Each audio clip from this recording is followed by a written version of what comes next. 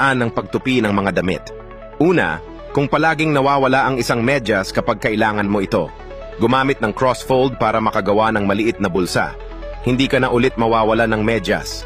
Dalawa, hindi hygienic ang paghahagis ng underwear, tiklupin ang gitna at isukbit ito ng malinis. Hindi ka na mag-aalala tungkol sa kalinisan. Tatlong, ang taglamig na walang puffy jacket ay imposible, ngunit ang mga malambot na jacket na iyon ay kumukuha ng lahat ng iyong espasyo. I-fold ang mga ito sa tamang paraan at maaari mong pagkasyahin ang 10 sa mga ito sa isang maleta.